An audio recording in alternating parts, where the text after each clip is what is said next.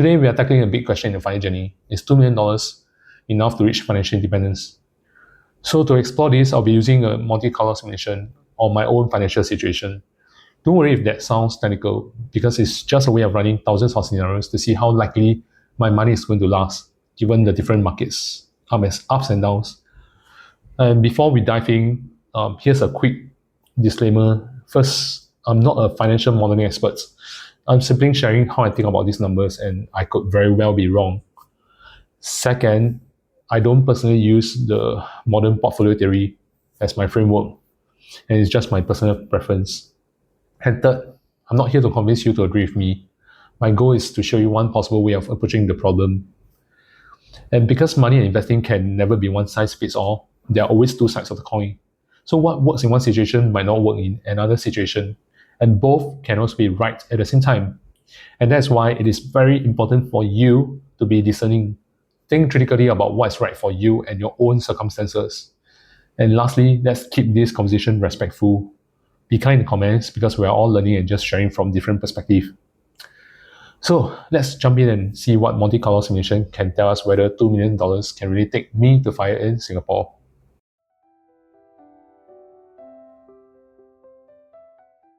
So part of my objective for this video is really to educate some of our viewers. So hopefully you can pick up something from here. Now, the modern portfolio theory, in short MPT, was developed by Harry Markowitz in 1952. And it's really a framework for building investment portfolios that either maximize expected return for a given level of risk that you want to accept, or equivalently to minimize the risk for a given expected return. So some of the ideas involve diversification, meaning to say you try to combine assets that don't move together in tandem so that you can reduce your overall portfolio risk. Efficient frontier means to say you find a set of portfolios that have the same level of risk and give you the highest expected return. Risk-return trade-off, so depending on your risk tolerance, you can pick a portfolio somewhere along this frontier. Correlation matters. Basically, how the benefits of diversification really depends on how the assets move relative to each other. So the idea is that MPT has been foundational in finance.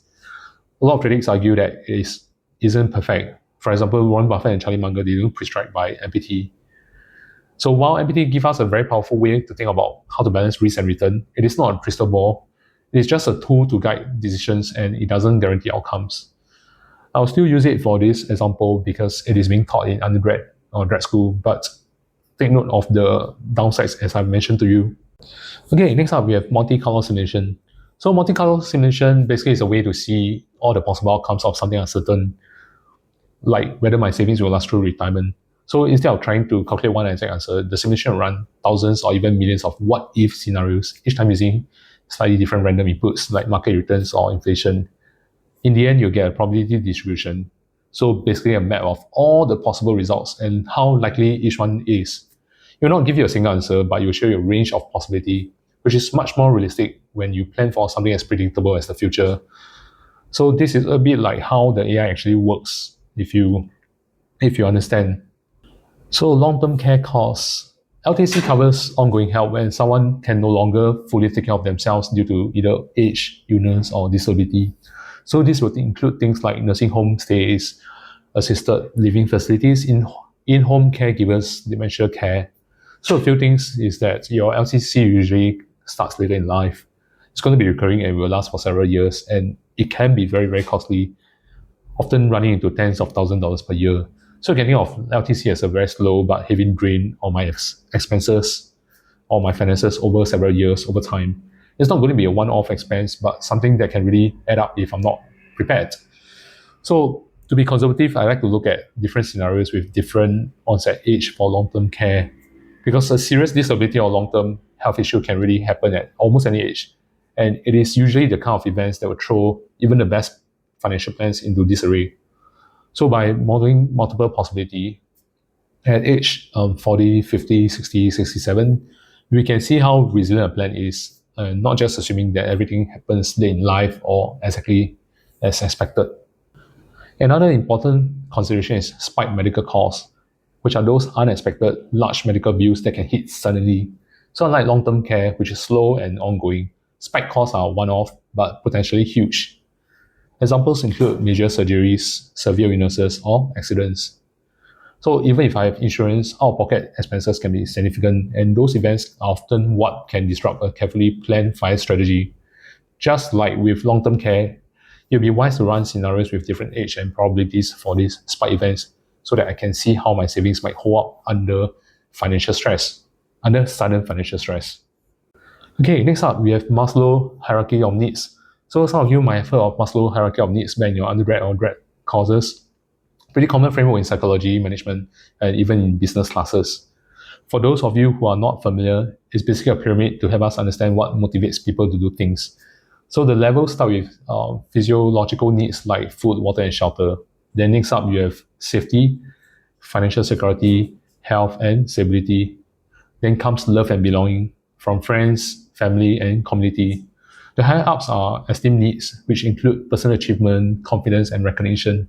Then at the top is self-actualization, fully utilizing your potential and pursuing purpose and growth.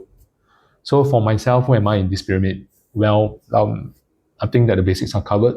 Safety, family, and relationships, I think those are okay. For me, I'm now focusing more on esteem and self-actualization and exploring ways to grow personally as well as professionally. So for my circumstances, I feel that fire is also about the freedom to focus on the high levels of the pyramid, the parts that let me grow, create, and leave a legacy for my family.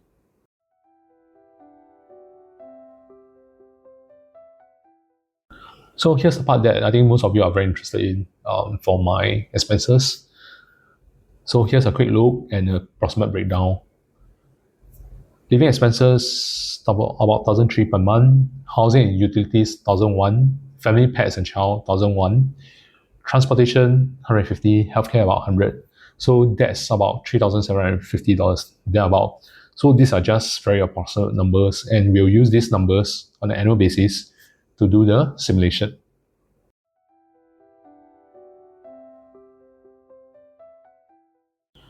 So over on this slide, I've listed the numbers used for the calculations. The cost will include inflation, historical returns are being weighted with recent ones allocated with high weightings. Current age I input as 39 years old, initial wealth $2 million, planning horizon up to age 99, being conservative here because I'm not sure I really want to live that long.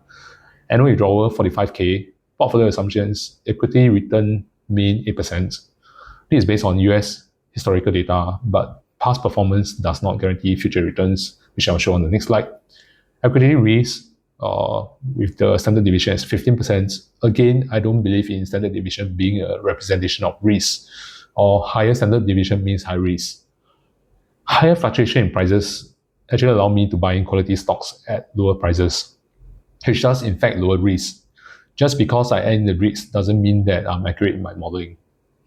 Bond return mean 1.99%, assuming that if I buy a 30-year SGS bonds right now, the bond risk based on standard deviation is 0% because I'm holding for 30 years and I don't sell. So the subsequent market price shouldn't affect me.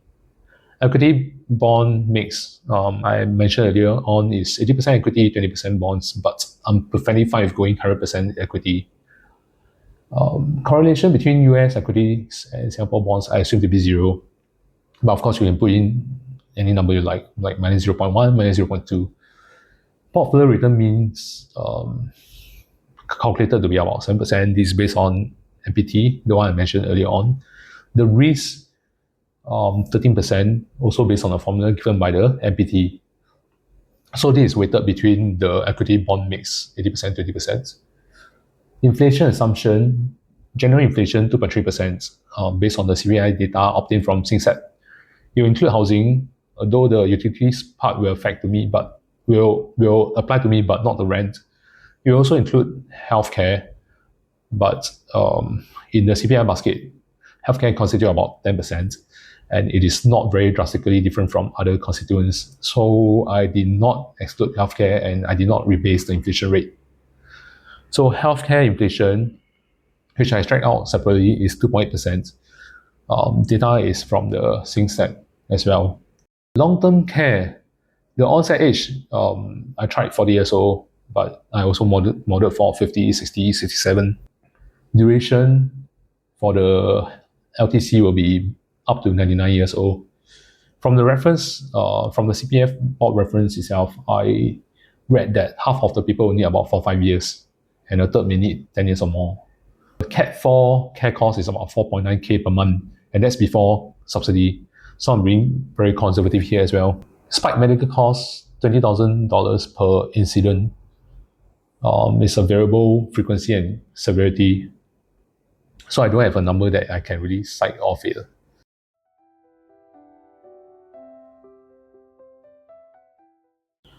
So over on this slide, I've listed the numbers used for the calculations. The cost will include inflation, historical returns are being weighted with recent ones allocated with high weightings.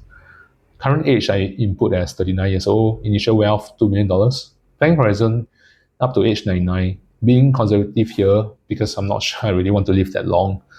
Annual withdrawal 45k, portfolio assumptions, equity return mean 8%. This is based on US historical data, but past performance does not guarantee future returns, which I'll show on the next slide. Equity risk with the standard deviation is 15%. Again, I don't believe in standard deviation being a representation of risk, or higher standard deviation means high risk.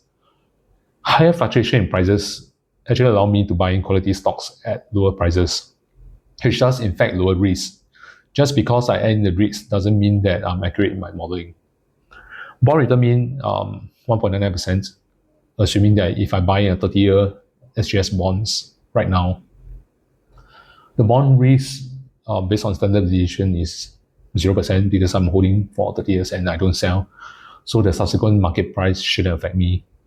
Equity bond mix, I mentioned earlier on, is 80% equity, 20% bonds, but I'm perfectly fine with going 100% equity. Correlation between US equities and Singapore bonds, I assume to be 0. But of course, you can put in any number you like minus 0.1, minus 0.2.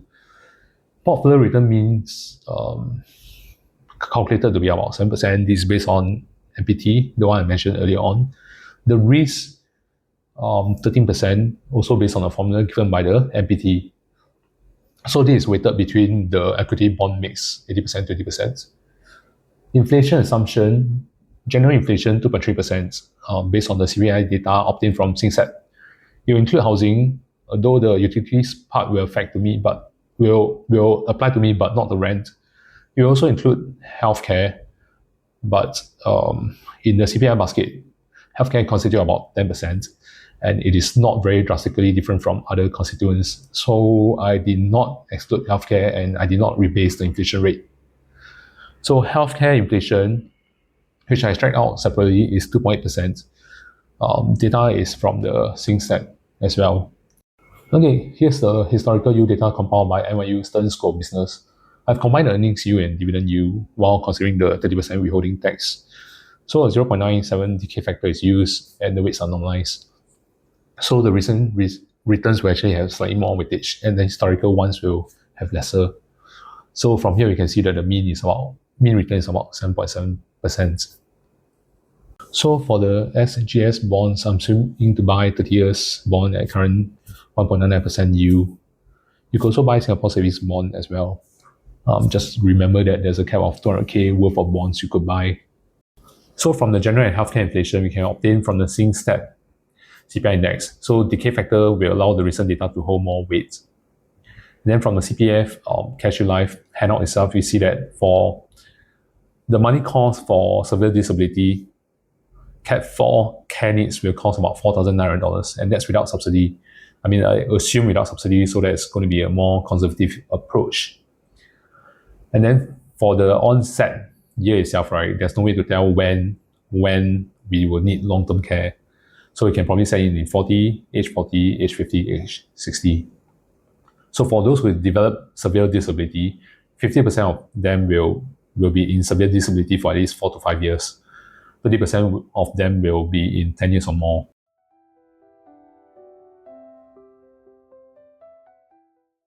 For the software itself, I'm using Palisade Risk. So it's a add-on program to the Excel itself. I've listed down the variables here. Each year is going to be self-explanatory.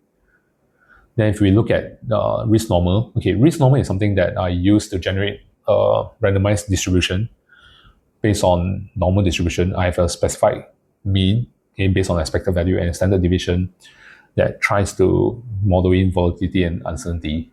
So we apply for inflation, healthcare inflation, asset returns.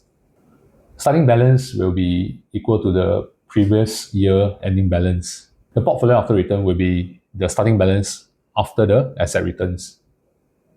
Withdrawal will be for my expenses and with inflation in consideration. So LTC, the long-term care cost, basically if the person currently is within the LTC period, I'll calculate the LTC cost as the base cost, and then we'll compound by the annual growth rate based on the healthcare inflation for the number of years since the onset. Otherwise, the LTC cost is considered to be zero if the care have not started to seep in.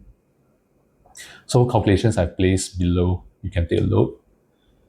Spike cost is going to be age-dependent probability for the spike cost to occur. So it follows a log normal distribution, and then we have it compound annually by the medical inflation. So same thing, the calculations below, you can take a look. Okay, healthcare cost, LTC cost is going to be a sum of the LTC and spike cost. Ending balance will consider the withdrawal healthcare costs from the portfolio after return. The present value will be discounted from the ending balance using average inflation. Okay, after which I'll run the simulation for 1000 iteration.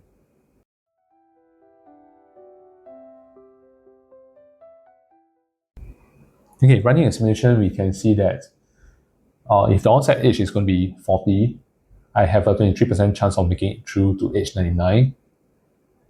If the onset age is 50 years old, I'll have a 61% chance. Then age 60, I'll have a 75% chance. Age 67, I'll have a 88% chance. So I summarize all of them in this table. So this is really stress testing. I don't think I will last all the way to age 99 anyway. So this is a graph that shows all the different outcomes. And this is the present value of the ending balance. So if I were to redo it, okay, based on the life expectancy of 83 years old, the results looks much better than before. So I think this is probably slightly more realistic than the previous example.